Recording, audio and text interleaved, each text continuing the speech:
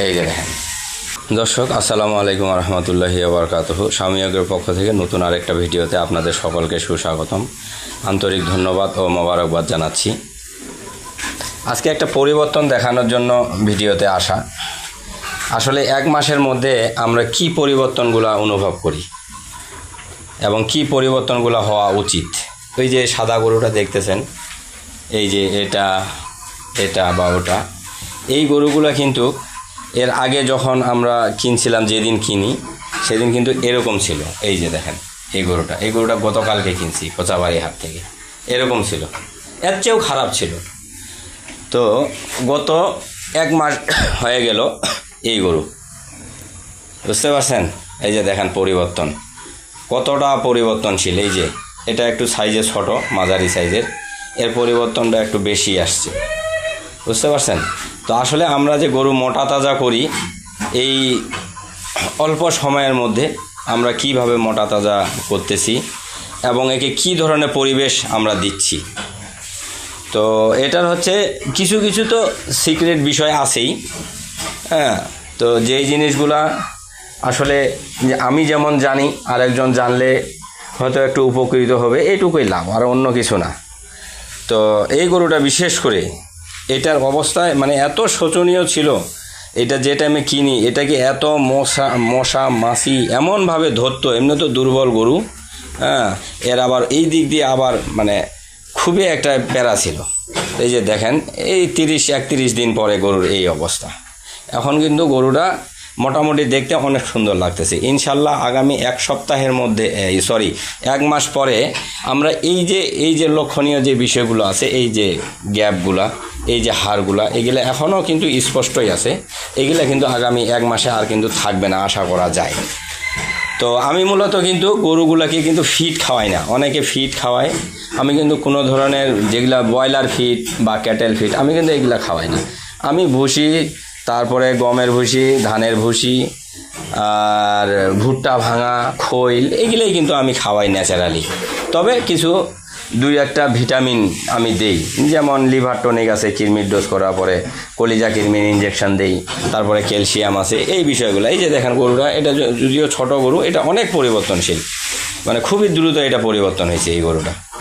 এগুলা সবই জোয়ান গরু, আর এটা একবারে শেষ বয়সের গরু। এই গরুটা, এটার বয়স একবারে শেষ, 80 বছরে বুড়া যেরকম হয় বয়স্ক মানুষ, ঠিক এরকম কিন্তু এই গরুটার বয়স।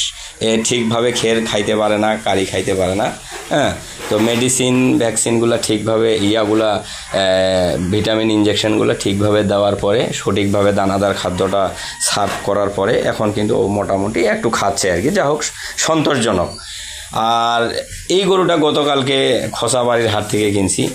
এই যে এটাও এই গরুটা হয়তো আমার কাছে মনে হচ্ছে একটু দাম বেশি হয়েছে। এটাও বড় বডির গরু, সাদাটা যেরকম দেখলেন, এটাও বড় বডির গরু। তবে এই গরুটা খোসাবাড়ির হাটে কিনছিলাম গতকালকে, সেটা 41,000 টাকা এই গরুটা পড়ছে।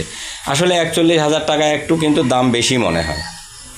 খরচ মানে আনানি, ক্যারিং খরচ, তারপরে ওখানকার বাজারের ভ্যাট ট্যাক্স, এইসব মিলে 42,000 টাকা পড়ে গেছে। তো একটু বেশি মনে হয়েছে আমার কাছে। 40-এর মধ্যে সব কিছু মিলে নিতে পারলে হয়তো ভালো ছিল আমার জন্য, মানে ফুল সেফ অ্যান্ড সিকিউর ছিল, কিন্তু একটু দাম বেশি হয়ে গেছে। এটার 2টা কারণ আছে মূলত, যে কেন এই একটু বেশি দিয়ে গরুটা নিলাম। আর আমি তো নাও নিতে পারতাম, আমাকে তো আর জোর করে দেয়নি, তাই না? তো এটার কারণ হচ্ছে এর রঙটা কিন্তু ভালো, যে দেখেন ফিগারটা, এবং এই যে খেরগুলো খাচ্ছে, এর খাওয়ার অরুচি বা অনীহা বলতে কোনো জিনিস নেই।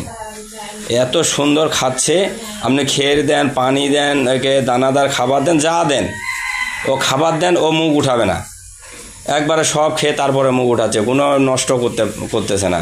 শুধু এই যে খের, এই খেরগুলো কিন্তু এই গরুটা যেমন এ কিন্তু খাচ্ছে না। এই যে দেখেন সবাই খাচ্ছে, ওর মন মতো টুকটাক খেয়ে ও চুপচাপ আছে, এই দুইটা। আর ও কিন্তু খাচ্ছে, এটাও খাচ্ছে। হ্যাঁ, ওটার তো বয়স যথেষ্ট আছে, ওটা কেবল 4 দাঁত। তো এই গরুটা এই জন্য দামটা বেশি হয়েছে, মূলত 2টা কারণ। সেটা হচ্ছে এর রঙটা ভালো, এইটা বাজারে চাহিদা সম্পন্ন রং, গর্জিয়াস, যেটা কালারফুল, মানুষের চোখে খুব দ্রুত লাগে, এবং ফিগারটা ভালো। এই গরুটার যদিও শুধু ফ্রেমটা দেখে কেনা হয়েছে গরুটা, এবং অনেক গোস্ত লাগা সম্ভব। তো এই 2-3টা কারণেই কিন্তু গরুটার দাম একটু বেশি। আপনি যখন বাজারে একটা ভালো জিনিস কিনবেন, আপনি বুঝতে পারতেছেন যে হ্যাঁ এই জিনিসটা কিনলে আমি প্রফিট করতে পারবো, আপনি নিশ্চিত। আমি যেমন নিশ্চিত যে হ্যাঁ এই গরুতে আমার প্রফিট হবে, হয়তো একটু কম বা বেশি। যদি আপনি কেনার সময় 2000 টাকা কমে কিনতে পারেন, তাহলে ওদিকে লাভ 2000 বেশি হবে, এটুকুই পার্থক্য, আর কিছু না। তো এই গরুটা আগামীকালকে কৃমির ডোজ করব, ওর 1 সপ্তাহ পরে আবার কৃমির ইঞ্জেকশন করব। এর মধ্যে দানাদার খাবার তো ও খাচ্ছেই, তারপরে একবারে বেশি দিচ্ছি না, অল্প অল্প করেই দিচ্ছি। তো আপনারা যারা আমার ভিডিওগুলো নিয়মিত দেখতেছেন, আপনারা বলবেন যে কমেন্টস করে জানাবেন যে অ্যাকচুয়াল এই গরুটির দাম কত হওয়া উচিত, কত হলে মানে মোটা তাজার জন্য ভালো ছিল। আর এর কিন্তু দুধ অনেক, মানে এই যে আমি এই যে দুধ, হ্যাঁ গরুটা অনেক সুন্দর।